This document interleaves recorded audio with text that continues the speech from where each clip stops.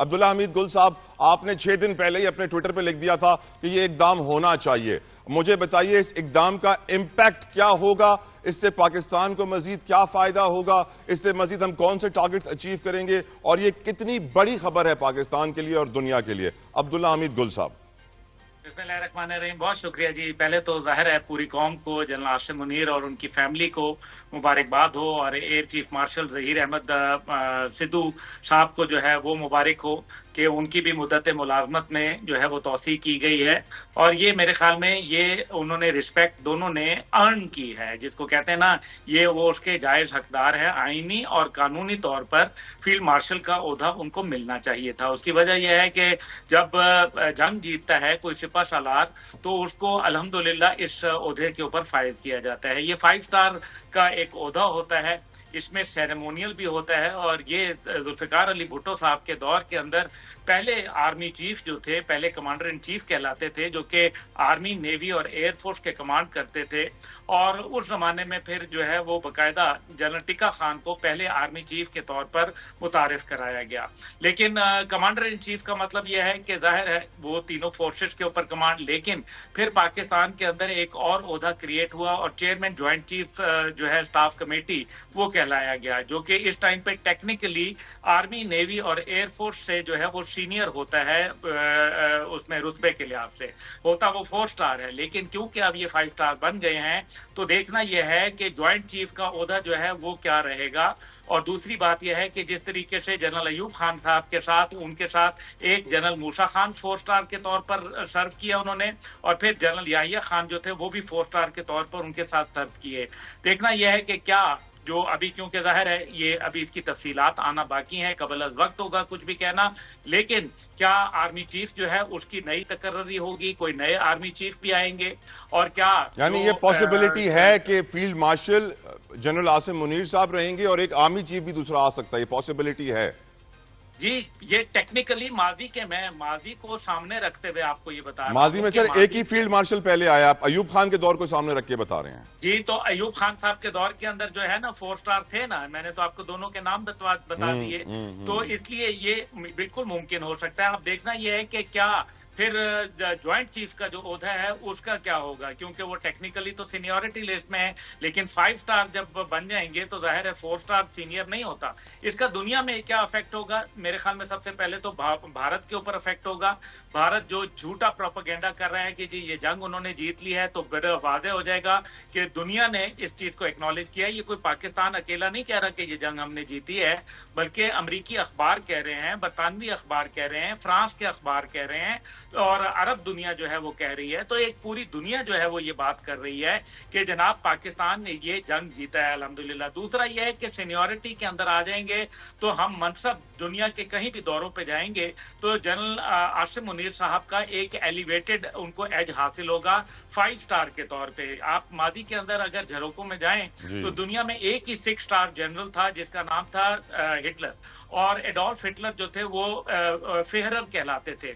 उनके नीचे तकरीबन 18 फील्ड मार्शल जो थे वो मौजूद थे। ये दुनिया में इसके अलावा कोई और ऐसी मिसाल मौजूद नहीं है। पाकिस्तान जो है वो एक छोटा मुल्क है, और जाहिर है पाकिस्तान जो है वो अपनी दिफा के लिए उसने फौज रखी है, ना कि अपनी जो सरहदों की बढ़ोतरी के लिए। इसलिए मेरे ख्याल में एक ऐसी जंग जिसके अंदर पूरी कौम जो है वो सुरखरू हुई, इज्जत मिली, अफवाज पाकिस्तान को हौसला मिलेगा, और साथ ही साथ जो है मेरे ख्याल में जो मुद्दत मुलाजमत के अंदर जो आईनी तौर पर अभी तौसी की गई थी आर्मी, नेवी और एयरफोर्स चीफ की, उसके अंदर भी वो लोग जो शायद ये सोच रहे थे कि उनका पता नहीं मुस्तकबिल क्या होगा, क्या वो 3 स्टार तक महदूद रहेंगे, तो ये शायद एक ओपनिंग उन लोगों को भी मिल सकती है, जो मेरे ख्याल में फौज के अंदर भी एक बहुत अच्छा पैगाम देगा। और मेरे ख्याल में ये ओहदा जो है ये एक बहुत अच्छा है। जनरल आसिम मुनीर साहब ने जो पैगाम दिया वो बड़ा अहम है। उन्होंने कहा ऐसे 1000 आसिम मुनीर जो है वो इस पे कुर्बान है पाकिस्तान की सलामती और बका और हिफाजत के लिए। ये एक बहुत अच्छा पैगाम है,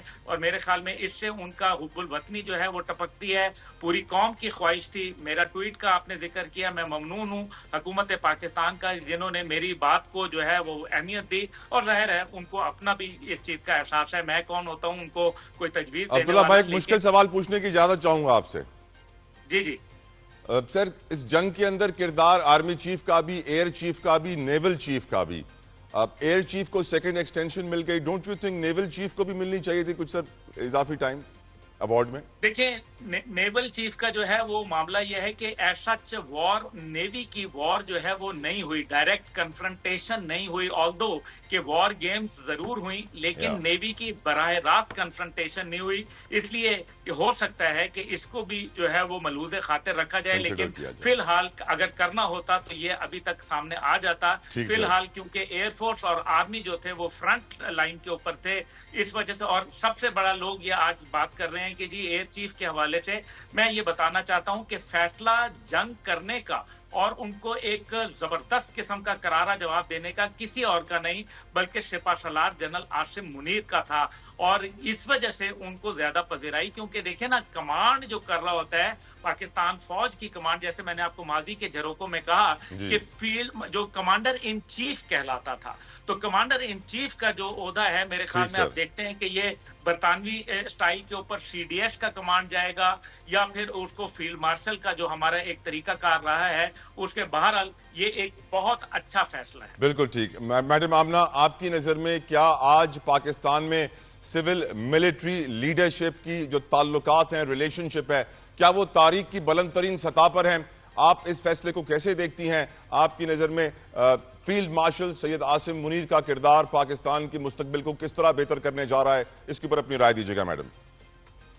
थैंक यू वेरी मच। मैंने तमाम गेस्ट की बात बड़े गौर से सुनी और आई थिंक सबसे पहले तो मुझे खुशी इस बात की है कि हम सब लोग इस एक पेज पर हैं कि जैसे सिपा सालार आसिम मुनीर साहब ने पाकिस्तान को जिन मुश्किलात से निकाला, सिर्फ निकाला नहीं, देखिए एक बात, ये एक एस्टेब्लिश्ड फैक्ट है कि दुनिया कभी ये एक्सपेक्ट ही नहीं कर रही थी जिस लेवल का जवाब पाकिस्तान ने दिया, जिस तरह से पाकिस्तान ने जिस खूबसूरती से डिप्लोमेटिक फ्रंट के ऊपर, वॉर फ्रंट के ऊपर जिस तरह से अपने सिपा सालार की क़यादत में जंग जीती है, वो कभी किसी ने एक्सपेक्ट ही नहीं किया था। और इंडिया इस भूल में था कि शायद हम इनके साथ ऐसे करेंगे तो दोबारा से जो है हम कोई अपना फॉल्स फ्लैग ऑपरेशन करके अपना इलेक्शन जो है वो हेट स्पीच की बेसिस के ऊपर जैसे पहले वो करते रहे वो कर लेंगे। लेकिन आई थिंक, और बार बार हमारे जो डीजी ISPR है वो कहते रहे कि we reserve the right to take action at a place and time of our choosing. और उस वक्त मुझे ये भी याद है कि उस वक्त पाकिस्तानी अवाम में थोड़ी सी जो है इम्पेशेंट भी हो रहे थे, थोड़े से घबराहट भी हो रही थी कि हम कुछ कर क्यों नहीं रहे, हम कुछ कर क्यों नहीं रहे। और अल्हम्दुलिल्लाह under the leadership of general Syed Asim Munir जब हमने जवाब दिया तो हमने जवाब ऐसा दिया जिसकी गूंज सिर्फ इंडिया तक नहीं पूरी दुनिया तक गई। और उसकी एक जीती जागती मिसाल जो इस वक्त इस पूरे सीज फायर के अंदर जो अमेरिका का किरदार रहा, मैं उनको भी इस बात पे सराहना चाहती हूँ कि जिस तरह प्रेसिडेंट ट्रंप ने जो रोल प्ले किया और उन्होंने जिस तरीके से इसके अंदर सीज फायर करवाया, क्योंकि इंडिया ने जाके, सीधी सी बात है, इंडिया की इतनी सख्ती नहीं थी और उनको पता चल चुका था कि अगर जंग हुई, खुदा ना खास्ता अगर चीजें, इफ थिंग्स गेट वर्स, तो हम तो कभी भी इनसे मुकाबला नहीं कर सकते ना। अगर आपने उनका राफेल जेट गिरा लिया, वो जहाज जिसके बारे में इंडिया नहीं पूरी दुनिया में ये क्लेम किया जाता है कि उसको कोई शिकस्त नहीं दे सकता, उसको जो है पाकिस्तान की फोर्सेस ने अगर शिकस्त दी और एक नहीं 5 जहाज उनके गिराए, उनको मुंह तोड़ जवाब दिया, उनकी बेसिस जो है वो तबाह की, उनका S-400 जिसको कभी किसी ने सोचा ही नहीं था कि वो हम खत्म कर सकते हैं, उनको उसको अटैक किया।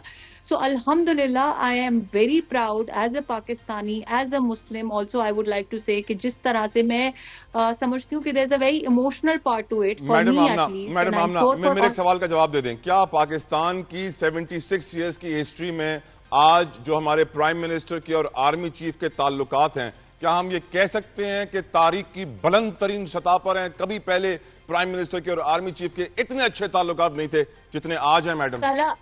110% एंड आई थिंक कि मेरे जवाब से ज्यादा इस वक्त जो पाकिस्तान को पजीराई मिल रही है पूरी दुनिया में, वो चीख कर ये बता रही है कि पाकिस्तान की हिस्ट्री में कोई सिविल मिलिट्री लीडरशिप इकट्ठी together as one force, as one team इतनी स्ट्रांग नहीं हुई जितनी आज की क़यादत मजबूत है।